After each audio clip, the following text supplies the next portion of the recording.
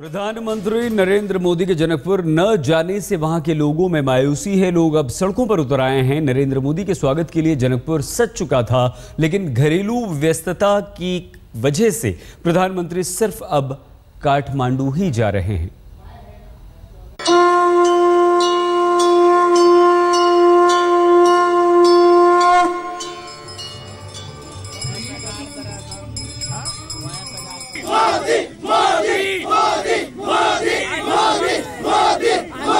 नेपाल की पावन भूमि जनकपुर मोदी प्रेम से निहाल है।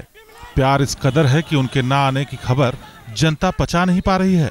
उन्हें मंजूर नहीं कि वो मोदी को पास से न देख पाए, उन्हें सुन न पाए।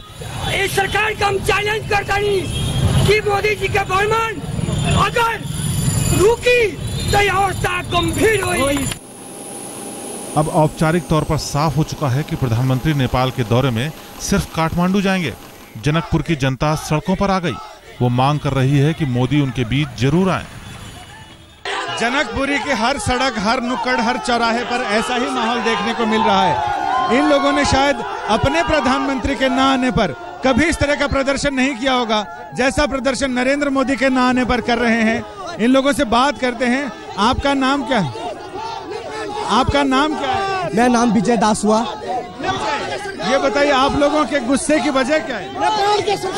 हमारे नेपाल में मोदी जी आने वाले थे, पर हमारा नेता विमला निधि जो है उनको कैंसिल कर रहे हैं कोई कारणवश कि उसको हम प्रशासन का सुरक्षा हम नहीं दे सकेंगे। इसके विरुद्ध में हम लोग प्रदर्शन कर रहे हैं।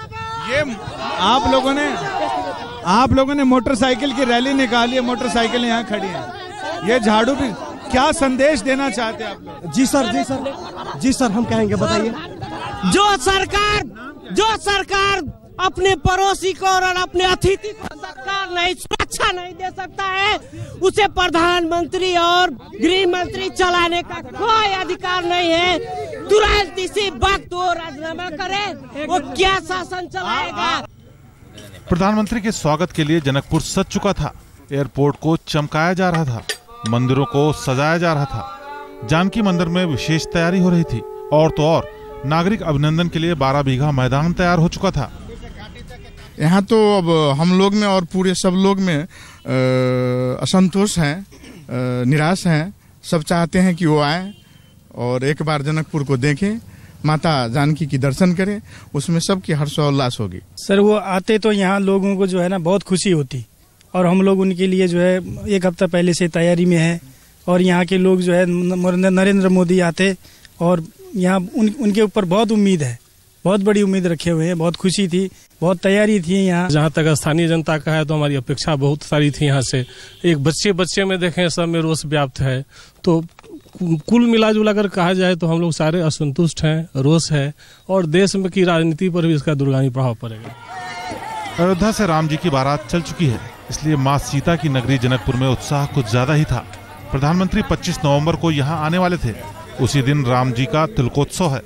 इस मौके पर जानकी मंदिर में प्रधानमंत्री के पूजा का कार्यक्रम भी था। पहले इसी मंदिर के प्रांगण में नागरिक अभिनंदन का समारोह भी होना था, लेकिन बाद में इसे 12 बीघा मैदान में रखा गया, जहां प्रधानमंत्री नरेंद्र मोदी को संबोधित भी करते। यहां मोदी को देखने और सुनने के लिए करीब 10 लाख लोगों के आने की उम्मीद जताई जा रही थी।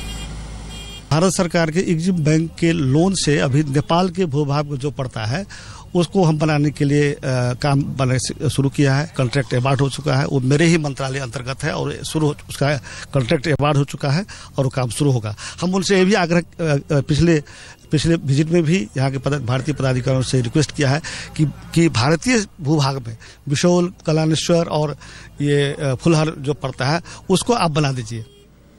प्रधानमंत्री मोदी के नहीं आने से जनकपुर में नेता और प्रशासन सभी मायूस हैं। उन्हें लगता था कि मोदी के आने से जनकपुर की न सिर्फ अंतर्राष्ट्रीय पहचान बनेगी, बल्कि शहर की तस्वीर और तकदीर भी बदल जाएगी। संजय शर्मा, जनकपुर, नेपाल आज तक।